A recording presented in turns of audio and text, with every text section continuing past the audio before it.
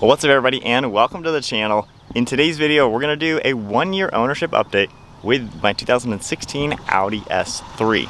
Now, I've already been a year with the car, and as far as a little bit of backstory, when my wife and I bought this a year ago, at the same time we ordered the new Audi RS3. Now, we have a video coming in a couple weeks with some huge updates for the RS3. That is gonna be super exciting. But needless to say, this car was a short-term car to begin with, and it will be up for sale very shortly. So if any of you are interested in buying an Audi S3, keep this one in mind, send me a message. Maybe we can get something going in the next month or two. So with all that said, backstory on the S3, this is more of my wife's car, quite honestly, and she came from the Lexus IS 300. She owned that for a little over 5 years, and during her ownership with the IS, she actually bought an Audi A3. Owned that for 1 year, bought it for like 15 grand, put 10,000 miles on it, and sold it for 15 grand. So to start off with the modifications on the S3, we have a carbon fiber arm speed air intake, which sounds amazing, looks great under the hood of course. We also have the ESR wheels wrapped in Michelin Performance all-season tires. These tires have been really good. The compound works great in the warm, the cold, the snow, and the car is also sitting on H&R lowering springs. So we got about a 1-inch drop all around. Rides great. The magnetic suspension from the Black Optics Performance package still works perfectly fine, and we got that good ride height. We also have an AWE exhaust. This is a switch path with black tips, and we have the valve remote inside. That way we can go from quiet or really, really good sounding.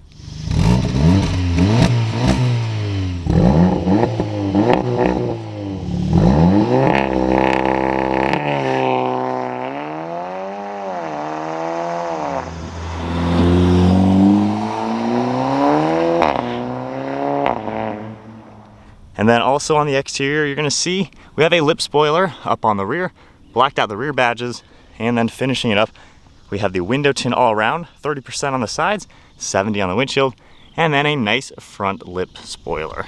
So pretty fun to mod, not too crazy with what we got on it. And then the interior spec, it just has the normal power seats, so you get a synthetic leather material, and then of course just some silver accents all throughout it. Now, with all the modifications on the S3, and part of the reasons why me and my wife decided this was a good decision to buy, with our website that my brother and I started, brosterspeed.com, which is linked below, we carry a lot of aftermarket parts, and all the parts on this car, aside from the wheels, we carry on our website. So it's been kind of cool to use this car as a test, showcase all these cool performance parts on our own car, and kind of test out how it works running the website. So it's been cool to use this car for that. Of course, my Toyota Supra is more of a popular vehicle for the channel, but this has been a good test. And those of you who do own an S3, we do have all these parts on our website, which is linked below. So those are the products on it. As far as the spec, so this car was factory exclusive painted in Riviera Blue on the window sticker. That was over $5,000 option from the first owner. So this has a custom paint job from Audi on it when it was brand new. And from what I've seen with other Audi owners, I don't think there's another S3 painted in this color. So that was really cool. Of course, our RS3, we've already gone over the spec. That's gonna be turbo blue, which is more of a mainstream color now. But to get a first gen S3 in nearly that same color, that was really, really cool. And that's another reason why this car we had to get. We could not say no to buying this car. With all that said, it has the Black Optics Performance package, which gives it, the stock wheels are gloss black. It's got all the black trim, and that suspension, the magnetic dampers are part of that package too. It is a Premium Plus, and we bought this car with about 26,000 miles. Currently, we're at about 33,000 miles. So we've put 6,000 miles on this car in the last year, and they've been trouble-free miles, quite honestly. It's been a perfectly reliable car, and we've really enjoyed pretty much every aspect of it. Now, as far as any downfalls, the only 2 downfalls we have with this S3, number 1 that my wife and I both really don't like are the factory cup holders. As you can see, they're located up here. And the way they're designed, if you have anything other than a tiny cup, it is really difficult to put water bottles in here, especially since your bottle covers up your climate controls. It's kind of a dumb design, and half the time, you hear that click, the bottles will hit your climate controls and change them. So we're excited with the RS3 having them back here, so we don't have that issue anymore. And then the only other thing, since my wife and I both drive this car, memory seating. I believe the RS3 will have memory seating, which will be fantastic since we are significantly different in height. We do like the power seats versus having the manual option that you can get on the S3, but having memory seating is gonna be really cool on the new car. So with all that said, let's go ahead and launch control real quick. This car is pretty surprising.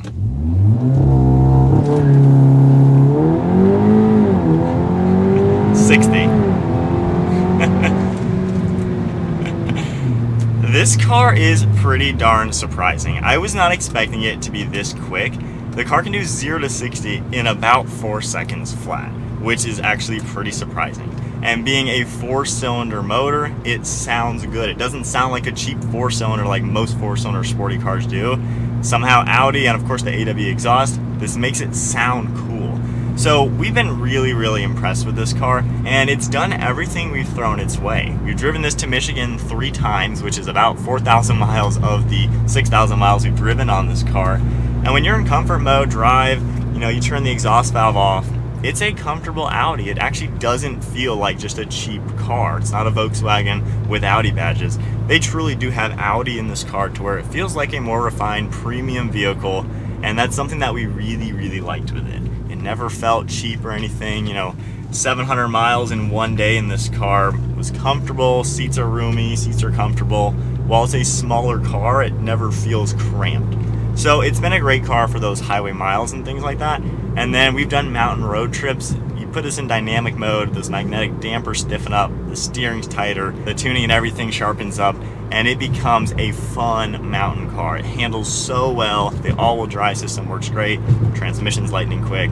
So it's been a really good blend of a normal, comfortable, semi-luxurious car and a sporty car. And with the modifications I've done to it with the springs, intake, exhaust, that just dialed it in a little bit more to really give you that fun factor. And every time we drive this, a year later even, honestly, my wife and I love this car. Every time we're in it, we always kind of remind ourselves, like, I can't believe we have this car. It's nothing expensive. I mean, it's honestly way cheaper than the average price of a new car these days. So it's honestly a really cheap car to get into. However, it gives you all the fun of any expensive premium car. So we've been really impressed with it. And I always like with this car how it is always peppy and fun. And with me, when she had the Lexus IS, it's a fine car, but it's a Camry underneath, so it's nothing fun to drive, and she was bored with it. I could care less about driving that car. This car at the same price, it gave us the fun factor to where I could drive my GTR, hop into this, and I wouldn't be bummed that I'm not in the GTR. I can drive this back to back with the Supra, and it's not like I feel like I'm downgrading just because it's half the price. So it's a car that kind of hits above its price point to where even if you're driving a Lamborghini, you hop into this and you can have a blast.